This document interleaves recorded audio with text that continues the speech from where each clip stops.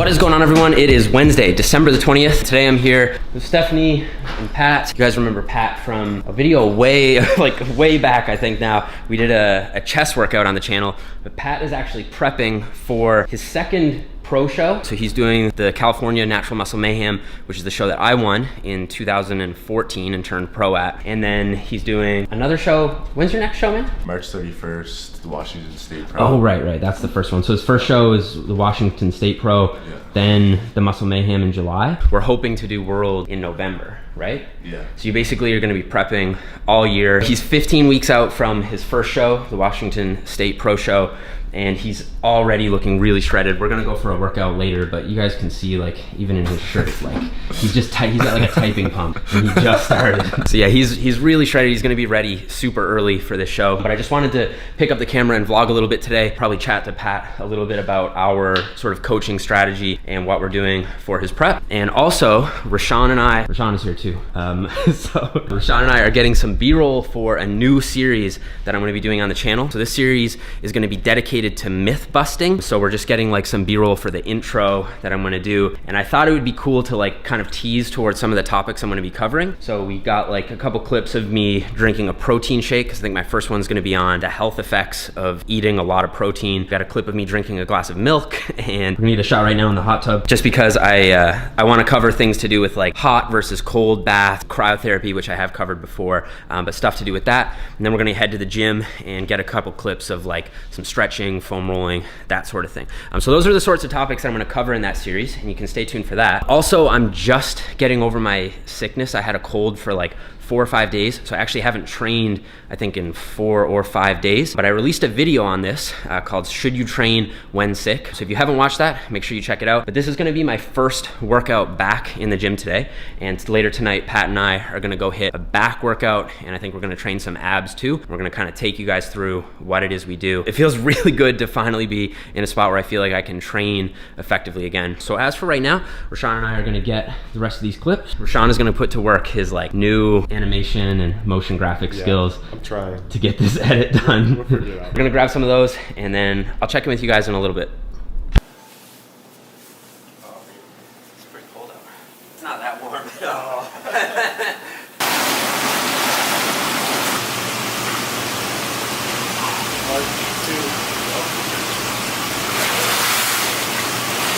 The idea with these shots, basically, we're trying to get like a quick 10-second sequence of different like myth busting type topics or whatever, or topics that I could myth bust, basically. I don't know exactly what I'll cover in the series, but that's the basic idea. I feel like I need to use this thing more often. I've been here for like 2 months now, and I've used it. This is the second time. So guys, Steph is editing her next video now, which is a full day of eating, but eating however much she wants. We basically wanted to figure out how much she would eat if there was no holds barred or whatever. Like, she could just eat until she was full. By the time you're watching this, her video will be up. I won't spoil it, but she got pretty freaking close to 10,000 calories just on like a normal cheat day. Like, it wasn't just a challenge or anything. Just a casual 10K. Absolutely, like just the craziest appetite I've ever seen. Yeah, go check out the video. I'll put the link to it in the description if you want to see. I'm in it a bit too, but I didn't eat. He's my sidekick. Yeah. Pat, would you want to go to Mucho Burrito? Yeah, man. That fit in your macros? Oh yeah. Yeah. Okay. So we're gonna go get some B-roll shots over at the gym for my myth series, and then we're gonna go grab something to eat at Mucho Burrito. So I'll check in with you guys at the gym. I just ran into somebody selling lemonade. Kiss your kiss and let before them bitches run away.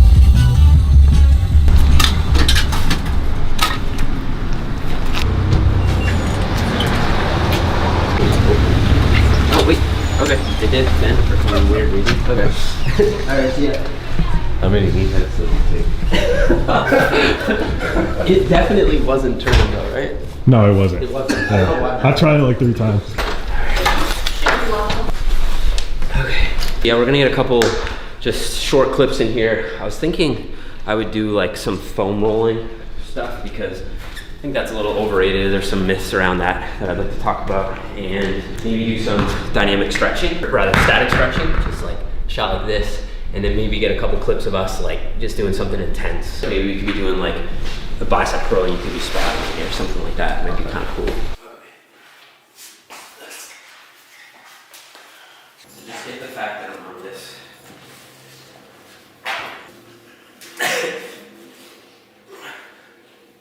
So yeah, this was the final shot we got, was on the basically unstable surface training. I think that this is another thing that's super overhyped, so you can stay tuned for a video on that too.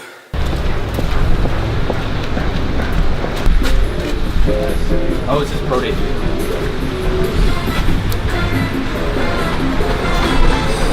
I got this like huge kink in my neck from like where I was sick. I was just like lying down a lot. So it's like one of those zingers, you know, it goes all the way down, and if I turn my head like that, it hurts. So I haven't been able to train it for like a week at least. I can't wait to vlog your shows too. It's like, to go there and coach you through it. Yeah, it's gonna be fun. So guys, here's what I got. This is 3 chicken tacos. Got some like corn and black beans, a little bit of mozzarella cheese, guacamole, and a little bit of sour cream on these. So I've had these once before. These are really good. And we're at, what's the name of this place? Mucho Burrito? We're at Mucho Burrito. Oh, and for a drink, I got this chocolate milk. They didn't have any large, so this is the best they can do. I don't know. There's nothing wrong with the chocolate milk. Got a burrito bowl, rice on the bottom, veggies, a little bit of sour cream. Aren't you on prep, man? What is... Basically, like, we're gonna eat this, and then I'm gonna quickly chat with Pat just about like our basic coaching strategy going into the show, how he makes his food selection, how he makes stuff fit his macros. What I wanted to do was give you guys a quick physique update for Pat. So like I said, he's 15 weeks out from his first show right now, but we're basically doing an extended season, so he's not gonna finish until November of next year, which is crazy. So we have to be like very, I guess, strategic with our approach, where I don't want you to feel too dieted or too burnt out too early. So what I'm gonna do is I'm gonna roll a few of his physique shots up on the screen while we talk about his prep, coaching strategy, and kind of how things have been going so far. Pat is doing men's physique as a pro, and he's also gonna compete in men's open bodybuilding as an amateur. He doesn't have his bodybuilding pro card, but he does have his physique pro card. So we're basically gunning for the bodybuilding pro card this season, right? Yeah. Okay, first of all, what are your macros right now at 15 weeks up? So I'm eating 225 grams of protein, 300 grams of carbs, and 55 fat. Are you doing any refeed right now? No refeed, so straight macros 7 days a week. So like, I find that a refeed isn't really necessary if the client is being adherent until a little later down the road, when you start to get that like decrease in energy, or you want something to kind of get you through to the next week in a way. Sometimes I'll do 1 or 2 day refeeds, but I do think that they're overrated. I think that until you start seeing some metabolic slowdown, you don't necessarily need a refeed. So I just leave them out and go for consistency, day in, day out, basically doing the same things and trying to like instill those habits early on in prep, if that makes sense. Yeah. In terms of hitting those macros, is there a certain thing that you do? Like, do you focus on healthy foods for the most part? How much would you say you're fitting junk food into those macros?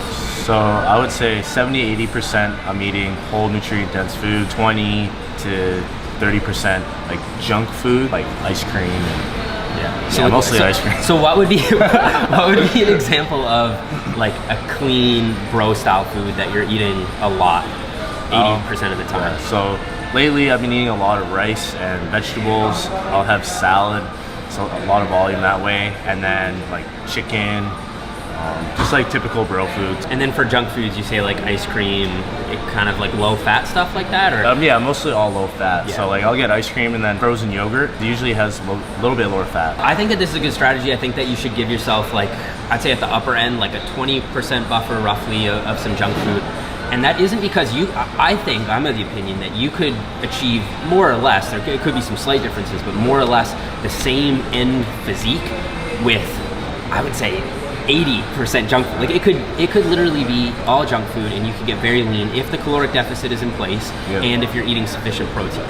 It gets a little bit tangly like when you run into micronutrient deficiencies. So if you're eating so much junk food that you're literally not getting enough like magnesium or calcium, zinc, you know, it could affect things like your testosterone levels, or it could affect fat metabolism to the point that it slows fat loss. But for the most part, I think it really does come down to energy balance and total protein intake when it comes to fat loss. And that includes getting very, very shredded. But the reason why I try to stick to that 20% zone is primarily for health reasons, for adherence reasons, and the fact that as your macros get lower and lower, you basically run more of a risk of developing those nutrient deficiencies, which can play into things, especially performance in the gym. Right now, your macros are pretty freaking high, so I would say you have more leeway to play with that like 20% of junk food and whatnot. As they get lower, you're probably going to want to reduce that, maybe stick to more bland foods, more nutrient-dense foods. That will help, I think, on a couple fronts. For one, it'll really help with that habit formation. I feel like on prep, it's important sometimes to go into that like robot mode, like what do we call it? Tunnel vision, and develop that routine. I find if you eat too much junk food, it can set up a slippery slope where you may be tempted to just eat a little bit more and then a little bit more. Other thing is that really junky foods can sometimes be more difficult to track, especially if they're high fat. And so you could end up eating or overeating outside of a margin of error that's higher than you'd like, because like say you're eating like home-baked cookies, it's really hard to know what's in that to any degree of precision that I think would be appropriate for a contest prep, right? So yeah, I think that that's good. What about cardio? Are you doing Cardio? Yeah, so 5 days a week, I'm doing 4 sessions of list, 30 minutes per session, and then 1 session a hit, which is 20 minutes. That sounds like a nice bit of cardio, but I think that for someone like Pat, who works basically at the computer, he's pretty sedentary lifestyle-wise, right? I think that incorporating that cardio is a good idea because for one, it allows his food intake to be higher. Again, less risk of nutrient deficiencies, and I think a little bit more fullness, a little bit better performance perhaps in the gym with a little more food. And then also it's going to improve his work capacity. So his cardiovascular endurance is better, which is going to allow you to perform a little bit more volume and perhaps at a little bit of a higher intensity as a result of doing that cardio. So for people who live more sedentary lifestyles, I'm not a fan of doing preps where you do no cardio or very little cardio even, mostly because even though you could do it, you could get probably just as lean, but it would mean that your food would have to be lower and your performance might not be quite as good in the gym because you may not have that general physical preparedness that you'd have because of the cardio, right? We're gonna give you guys some idea of what his training is like. It's very intense. His strength is still very good, and that's the way we need it to be at this point. And my goal is to have him just basically lose, I would say about 1 pound per week. We're still in that zone right now, up until I think he's ready. And I think he's gonna be ready really early. And then we're gonna be able to introduce food in and have him grow into the show, or maybe not grow into the show, but like at least, you know, fill out to the point where when show day comes, you're not looking flat, depleted, tired, all that. You're gonna be looking full, vascular, have that like skin tearing look on stage. That's the goal anyways. And that can make you look way leaner too, honestly. Like it pushes out on the skin more, you see the striations better. I'm really excited. Yeah, man, I'm stoked. We're gonna head back to the place, and then a little bit later tonight, we're gonna hit some back and abs, right? Yeah, man. Maybe do a little bit of biceps. So it'll be like a pull workout, and then we'll show your ab routine. And as you guys will see in the clips, Pat has some of the craziest abs, especially ab genetics. They're like perfect blocks, just perfectly symmetrical. So he's gonna share a few of his ab secrets tonight, and we'll get into that a little bit later.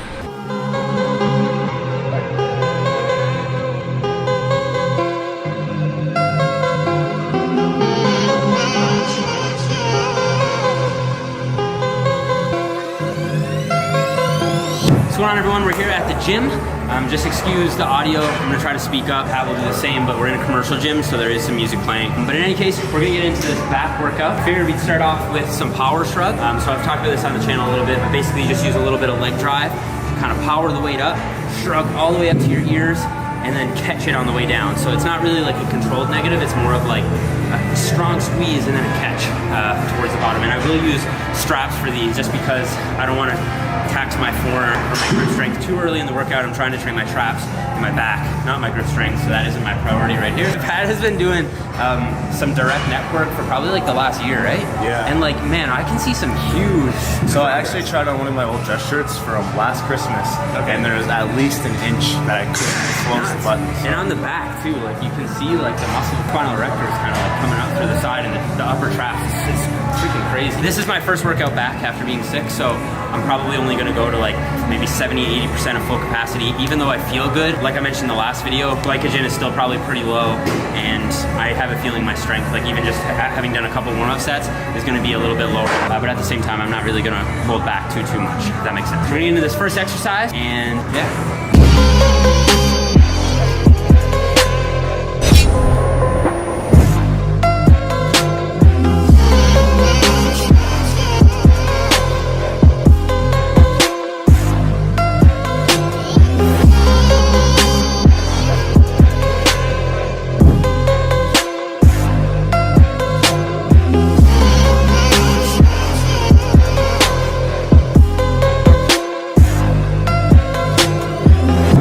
finished up that, we did 3 sets, 10 to 12 reps.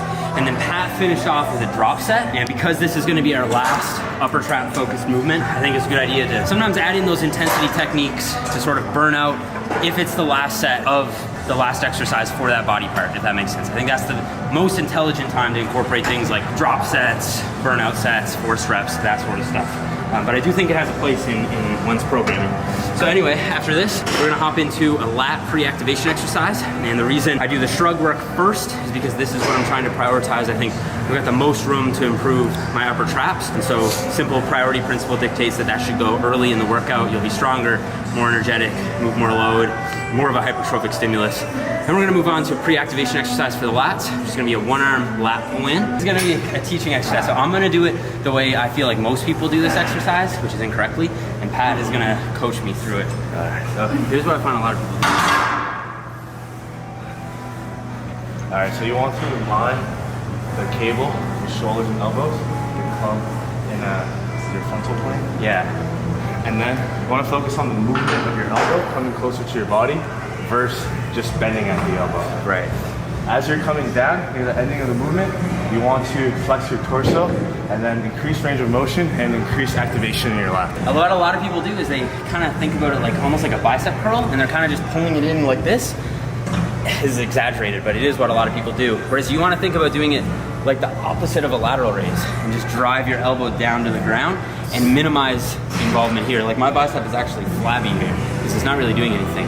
It's just my lat that's contracting down and then crunching into the movement. I don't want to give away too many secrets because I've got a Back Science Explained video coming, but those are a couple things you can chew on in the meantime. So up next, we're doing heavy pronated grip, middle grip lat pull downs. Here we're actually going lower reps, heavier weight than I feel like a lot of people use on the lat pull down, but I do like to go heavy on these, find your potential for overloads a little bit higher that way. And we're gonna do 4 sets of 6 to 8 reps. And as for the cues and research and all that kind of stuff, I'm just gonna save it for my Back Science Explained video. You guys can stay tuned for that one. I've been putting all the research together and it's gonna be the most comprehensive back training video out there, I think. So I'm just gonna save it for that one. And we're gonna get into this one and then move on to some horizontal pulls.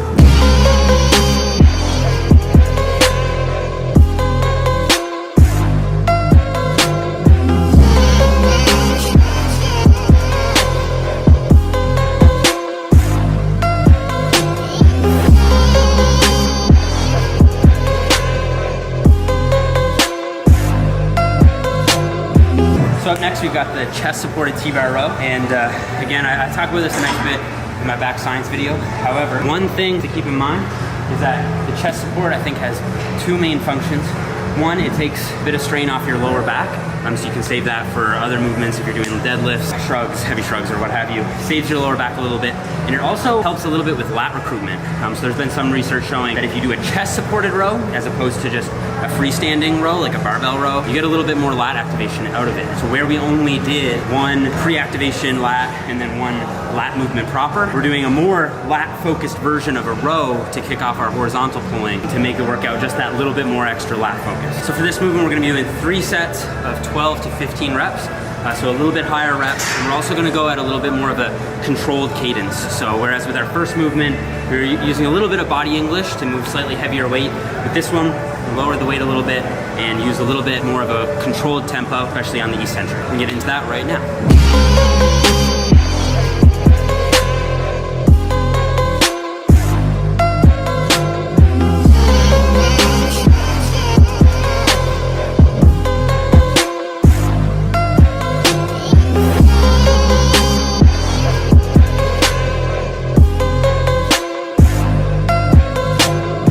Our next movement is going to be a wide grip, neutral grip, seated cable row. And we're only going to do 2 sets here, but we're going to do high reps. So it's going to be 15 to 20 reps. Now I actually find that this is a really good rear delt exercise and a mid-trap exercise. But in my experience, using a closer grip is going to train the lats. I feel it way more in my lats with a closer grip.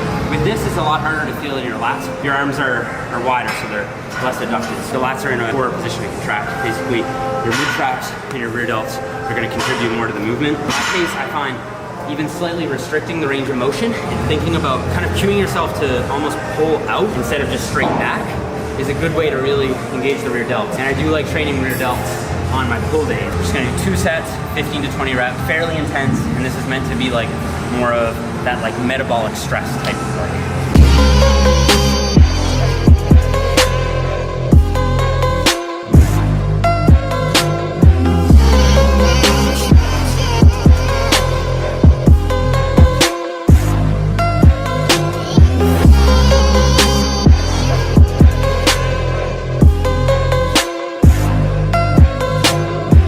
So our last back focus movement is going to be rope face pulls. As you see Pat doing them here. I like to do these kind of half lying with my foot up for support, and I like to pull right through my eye line basically. The reason I like to do them like that is because you're a little more locked in, which means you can move more weight.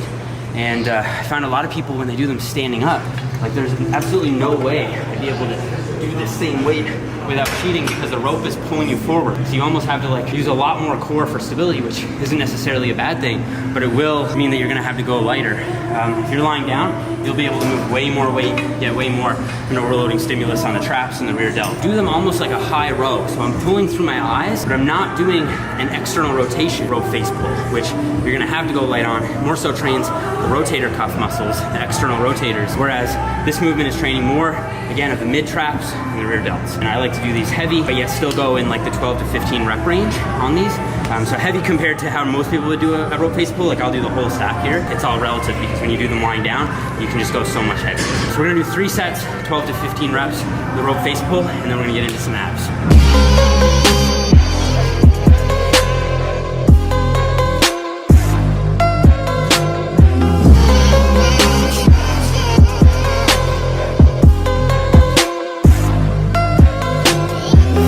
On to abs now. Since Jeff is here, we're gonna be doing the partner assisted decline ab crunch. We're gonna be using the med ball.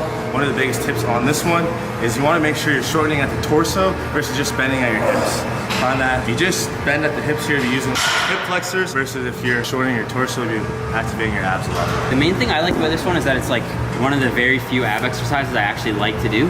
I find abs to be really like just a chore to train, especially at the end of a workout. If you have a partner and you can kind of like throw a medicine ball back and forth, it makes it a little more entertaining.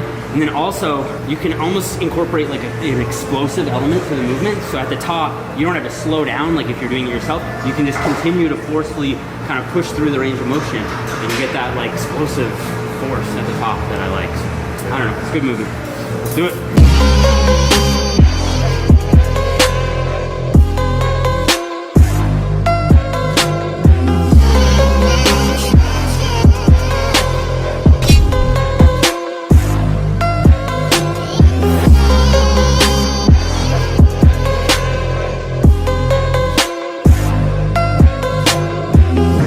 So moving on to the hanging leg raise. A couple tips on this one is you want to make sure you're not swinging and using momentum. You want to keep tension on your core. This one we're more focused on lower ab section. Also, when you're doing this one, another good cue is to tilt at your hips.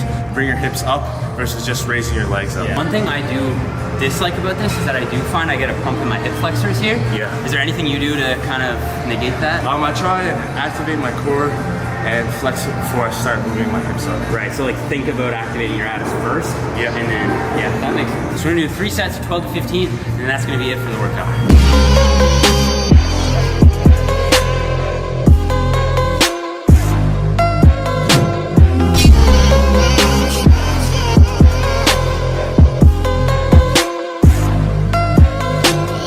Alright, so guys, that's gonna conclude the workout. Thank you so much for watching. I wanna give a shout out to Pat.